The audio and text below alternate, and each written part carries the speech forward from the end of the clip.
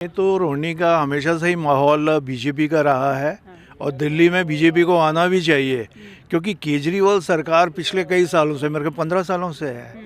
उनकी प्रायोरिटीज़ देखिए, दिल्ली का हाल देखिए, यमुना क्लीन नहीं हुई, सीसीटीवी लगे नहीं हैं, कूड़े के ढेर आपको यहाँ वहाँ लग जाएंगे। आपको वोट देने वाले वही हैं जो फ्रीबीज चाहते हैं। बाकी पढ़ा लिखा मेरे को नहीं लगता कि दिल्ली में ऐसा है जो कि आपके साथ जाना चाहेगा।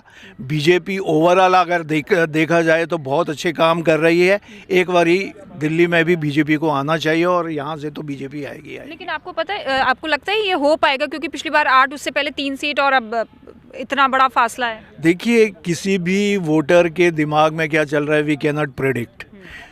प्रॉब्लम ये है कि जितने भी पढ़े लिखे हैं उनमें से परसेंटेज देखिए, जैसे हमारी सोसाइटी में है, मेरे को लगता नहीं है कि 40% से ज़्यादा वोट करने जाते हैं। जबकि वहीं आप देखेंगे कि नीचे वाले जितने भी वो हैं उनमें 70, 80, 90% वोटिंग होती है। तो वो जो किया धरा है वो सब पानी में मिल जाता है। मेरे को यहाँ पे चाहिए कि जो वोट की इम्पोर्टेंस समझते हैं आगे आकर के वोट देना चाहिए।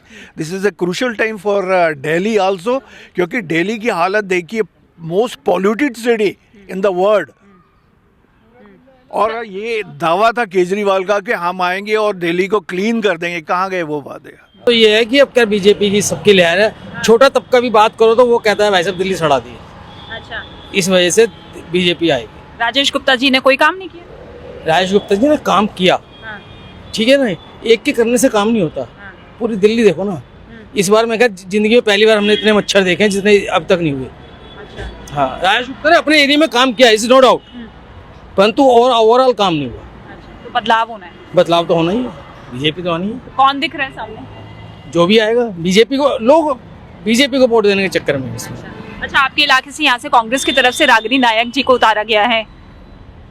आप नहीं जानते उनको, मैं बहुत पुराना जानता हूँ। अच्छा। हाँ, पहले उनके हस्बैंड खड़े हुए थे बसोइया साहब, वो भी त्रिनगर के हैं, ठीक है ना। अब उनका कोई वो नहीं है, तो सिर्फ वो डिबेट में बैठेंगे, यहाँ नहीं आएंगे। हाँ जी, बताइए आपका नाम? मेरा नाम सुनील गाड़िया लोहार है जी। हाँ जी। तो कब से रह रहे हैं यहाँ पे? यहाँ पर करीबन मैं कम से कम भी 65 से 70 साल हो गए हैं जी रहते हुए जी। तो हर तरह की सरकारें आपने देखी यहाँ पर? बिल्कुल देखी है जी। तो अभी क्या लग रहा है माहौल आसपास? माहौल तो देखो जी, हमारे हिसाब से तो बीजेपी का माहौल है जी। अच्छा। हाँ जी, हमारे जो झुग्गीवासी थे जिन्होंने अरविंद केजरीवाल के ऊपर भरोसा करके जो उनको जिताया था 2015 में, परंतु उन कामों के ऊपर वो खरे नहीं उतरे हैं जी।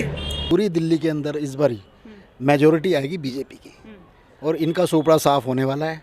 चाहे क्योंकि लोगों को जितना इन्होंने बेवकूफ़ बनाना था वो बना चुके, लोग समझ चुके हैं। पहले माहौल कुछ और था, फ्री बार। लेकिन इतिहास गवाह है कि 7 बार चुनाव हुए लेकिन एक बार ही बीजेपी की सरकार बनी है। मैडम ऐसा होता है, समय समय की बात होती है। इस बारी माहौल कुछ अलग है बिल्कुल, क्योंकि लोगों को समझ आ गया कि फ्री के बिजली पानी से कुछ नहीं होने वाला, करोगे तो मिलेगा, सिर्फ इसलिए। लेकिन इस बार तो अब वो ऑटो वालों के लिए भी बड़ी बड़ी घोषणाएं कर रहे हैं। मैम, पिछली घोषणाएं भी खाली कागजों पे ही रह गई और दोबारा से वोट लेने के लिए सिर्फ ऑटो वालों को गुमराह कर रहे हैं। इन्होंने लोकसभा इलेक्शंस में भी बोला था कि 18+ हर महिला को 1000 रुपये देंगे, क्या हुआ उसका? वो भी एक चुनावी घोषणा वादा बनकर रह गया। इसी प्रकार से जो ऑटो वालों को भी गुमराह कर रहे हैं, वादा ही बन के रह जाएगा कि 10 लाख रुपए का आपको इंश्योरेंस करा के देंगे।